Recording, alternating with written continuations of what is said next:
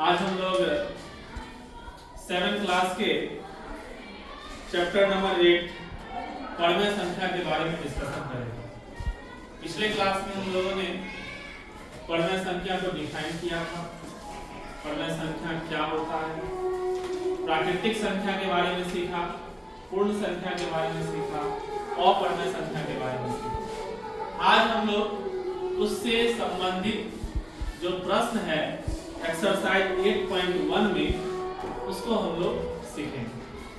आप लोग ध्यान से यहाँ देखेंगे, हर एक क्वेश्चन का एक पैटर्न हम बताएंगे, आप लोग उसी पैटर्न के माध्यम से बाकी क्वेश्चन को आसानी से बनाएंगे। ठीक है, अब देखिए 8.1 का हम लोगों ने कल पहला क्वेश्चन डिस्कस कर चुका था। 8.1 का फर्स्ट क्वेश्चन क्या हम लोग डिस्कस किए थे। आज हम लोग सेकंड क्वेश्चन डिस्कस करेंगे। तो एक्सरसाइज 8.1 का क्वेश्चन नंबर 2 का फर्स्ट क्वेश्चन हम बता रहे हैं, बस आपको देखना। क्वेश्चन दिया हुआ है, निम्नलिखित प्रतिरूपों में से प्रत्येक में 4 और पढ़वे संख्या लिखें। आपको 4 पढ़वे संख्या क्वेश्चन में दिया हुआ है और उसका अगला 4 पढ़वे संख्या में लिखने को कहा जा रहा है। ठीक है, तो पहले क्वेश्चन क्या दिया हुआ है उसको लिख देते हैं। क्वेश्चन हमारे पास है -3/5, -6/10, -9/15, -12/20। इसका अगला 4 पढ़वे संख्या क्या होगा ये हमें बताना है। ठीक है, आप ध्यान से देखिए, आप इस पैटर्न को देखेंगे। पैटर्न मतलब इस तरीके को देखेंगे किस तरीके से ये आगे बढ़ रहा है। ठीक है, तो देखते हैं, नीचे पहले देखते हैं हर। नीचे वाले को क्या बोलेंगे? हर। ऊपर वाले को क्या बोलेंगे? हंस बोलेंगे। तो हर को देखते हैं, हर का पैटर्न क्या है? 5, 10, 15, 20। अगला क्या आएगा? 25। इसके अगला क्या आएगा? 30। इसके अगला क्या आएगा? 40। इसके अगला क्या आएगा? 40। सबको समझ में आ रहा है? Yes sir. अब अंश को देखते हैं। अंश में है -3, -6, -9, -12। अब बताइए 3, 6, 9, 12। इसके बाद क्या आएगा? इसके बाद क्या आएगा? इसके बाद क्या आएगा? इसके बाद क्या आएगा? तो बताइए हमारा क्वेश्चन बन गया कि नहीं बन गया? इसका मतलब है कि अगला जो पढ़वे संख्या हमें प्राप्त होगा वह हो जाएगा -15/25। क्या होगा? इसका अगला बताना है तो क्या हो जाएगा? -18/30। इसका अगला बताना है क्या हो जाएगा? -21/35। इसका अगला बताना है -24/40। बताइए क्या अगला 4 पढ़वे संख्या हमको प्राप्त हो गया? क्या आसान था कि नहीं था? सबको समझ में आया कि नहीं आया? कोई दिक्कत भी है? चलिए, तो हमारा 2 का जो शेष क्वेश्चन है, क्या सभी क्वेश्चन आप लोगों से बन जाना चाहिए? ठीक है, इसको आप लोग पहले नोट कर लीजिए। सभी लोग अपने कॉपी में इसको नोट लिखिए। हम लोग तीसरा का एक क्वेश्चन देखें। इसका पैटर्न सबको समझ में आ गया? Yes sir. इससे संबंधित जितने भी प्रश्न होंगे सबसे बन जाएगा? Yes sir. तो ये हम आप लोगों को घर से बनाने के लिए दे रहे हैं। Yes sir. तीसरा का भी हम लोग तरीका सीख लेंगे तो शेष क्वेश्चन हम लोग बनाएंगे। ठीक है, क्वेश्चन है 3 नंबर में, निम्नलिखित के समतुल्य 4 पढ़वे संख्या लिखें। समतुल्य पढ़वे संख्या हम बताए थे, परिभाषा लिखाए थे, है ना? समतुल्य पढ़वे संख्या में क्या होता है कि उसी संख्या से ऊपर और उसी संख्या से नीचे गुणा करते जाएंगे तो हमारा समतुल्य पढ़वे संख्या प्राप्त होता है। जैसे क्वेश्चन है, एक क्वेश्चन देखते हैं, -2/7 के लिए हमें 4 समतुल्य पढ़वे संख्या निकालना है। तो देखिए क्या करना होगा, इसके लिए हमें क्या करना होगा कि अगर हम इसको 1 से ऊपर और 1 से नीचे गुणा करेंगे तब तो वही आ जाएगा। हमको इसके अलावे लिखना है 4 है ना, तो हम ऐसा करते हैं, इसको 2 से ऊपर और 2 से नीचे गुणा करना, ठीक है, 2 से ऊपर और 2 से नीचे। क्यों ऐसा करेंगे? क्योंकि आपको इसके बराबर का परिमेय संख्या लिखना है। तो समान संख्या से ऊपर और समान संख्या से नीचे जब गुणा करेंगे तो वह दोनों संख्या आपस में बराबर आएगी। तो इसका मतलब है कि -2 ×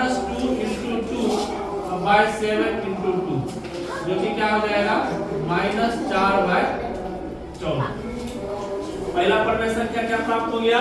-4/14। किससे गुणा किए? 2 से। अब हम लोग इसके बाद का निकालना है। हमको 4 को निकालना है, ये कभी ये को निकला है। दूसरा निकालना है, तुम क्या करो 3 से ऊपर और 3 से नीचे गुणा करो।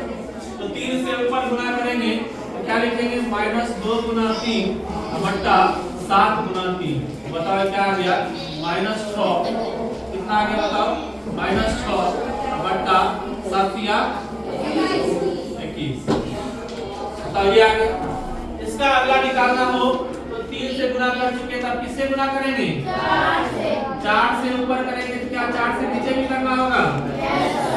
बताओ ये आ जाएगा -8/28। अगला मान लो 5 से करते हैं तो क्या हो जाएगा?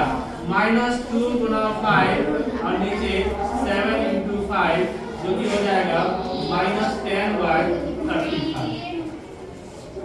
ठीक है, देखो क्या निकल गया? 1 2 3 4।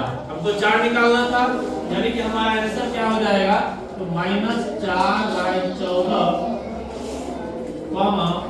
-6/21,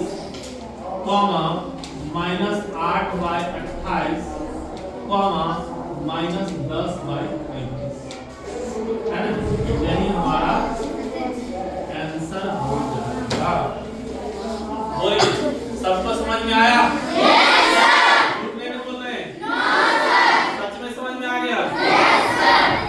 लिखिए 2 3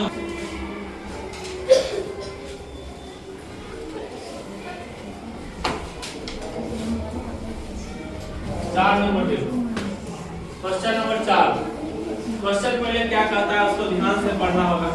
गणित में हमें यही इस बात का सबसे ज्यादा ध्यान रखना है कि प्रश्न में क्या दिया हुआ है, क्योंकि वह सबसे ज्यादा महत्वपूर्ण है कि प्रश्न में क्या दिया हुआ है, क्या हमसे पूछ रहा है। तो चौथा क्वेश्चन कहता है एक संख्या रेखा खींचे और उस पर निम्नलिखित परिमेय संख्या को निरूपित करें। संख्या रेखा पहले कैसे खींचेंगे तो ये पता होना चाहिए। जैसे कि अगर हम एक रेखा खींच दें और इसमें संख्या को इंगित कर दें। संख्या को इंगित करने का मतलब हो गया कि एक जगह आपको लेना है 0, किसी एक जगह हमें क्या लेना है? 0। अगर मान लो हम यहाँ 0 ले लेते हैं तो 0 के दाएं तरफ प्लस में आएगा सर, और 0 के बाएं तरफ माइनस में आएगा सर। मान लो 0 से इतना गैप ले लेते हैं, स्केल पढ़ लेंगे तो हमें एग्जैक्ट मान आएगा, और यहाँ ऐसे ले रहे हैं तो थोड़ा बहुत अंतर आ सकता है। यहाँ 0 लिए तो यहाँ क्या ले लिए?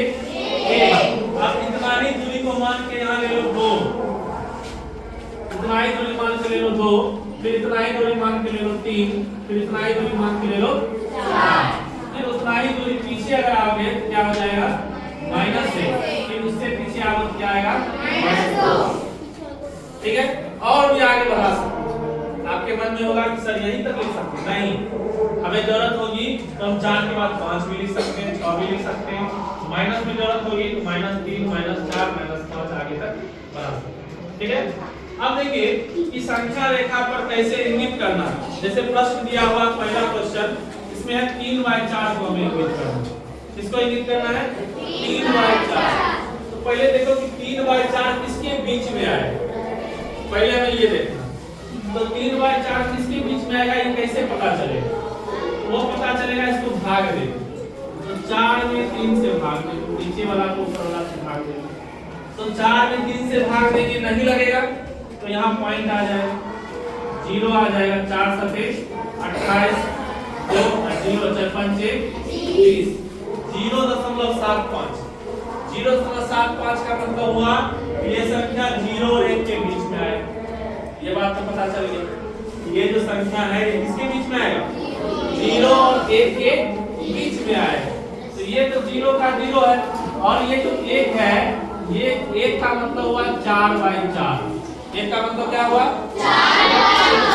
ये हमको 3/4 को इंगित करना है। तो ये 4 भाग में बंट जाएगा। तो देखो 1 भाग 2 भाग 3 भाग और चौथा भाग हो गया 4/4। ये भाग कितना हो जाएगा बोलो 3/4। ये भाग कितना हो जाएगा बोलो 2/4।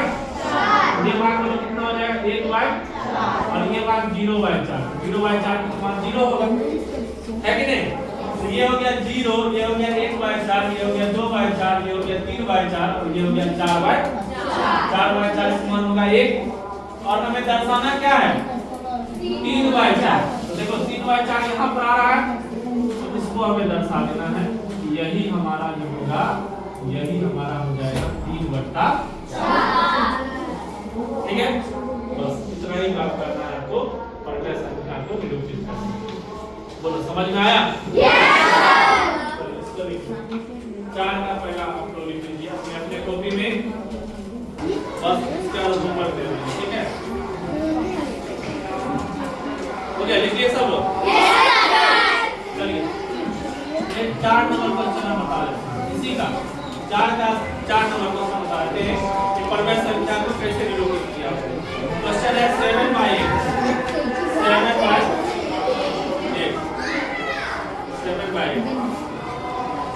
7/8 को हम लोग कैसे इंगित करेंगे बताइए। इसको 8 भाग में करेंगे क्योंकि 7/8 नीचे 8 आ रहा है। इसको कितने भाग में इंगित करेंगे 8 भाग में। कितने भाग में 8 भाग में। तो इस तरह से हमें एक संख्या रेखा पहले लेंगे। मान लेते हैं यहाँ पे 0 है, यहाँ पर मान लेते हैं 1, यहाँ पर मान लेते हैं 2 3। माइनस से कोई मतलब नहीं है क्योंकि माइनस में नहीं है ये प्लस है इसमें है। तो 7/8 कहाँ आएगा 0 और 1 के बीच। 0 और 1 के क्योंकि 8/8 होता है 1। 8/8 क्या होता है और ये हो जाएगा 0/8 हो जाएगा 0। अब ये 8 भाग में इसको बांट दो 1 2 3 4 5 6 7 और 8। ये वाला जो संख्या हो जाएगा यही हो जाएगा 7/8। ये हो जाएगा 6/8। ये हो जाएगा 5/8। ये हो जाएगा 4/8। ये हो जाएगा 3/8 2/8 1/8। बताओ ये जो संख्या में मिला यही संख्या हमारा क्या हो जाएगा 7/8। ये संख्या हमारा क्या हो जाएगा 7/8। बताइए समझ में आया सबको क्लियर है? बताइए आप लोगों को आज का क्लास कैसा लगा?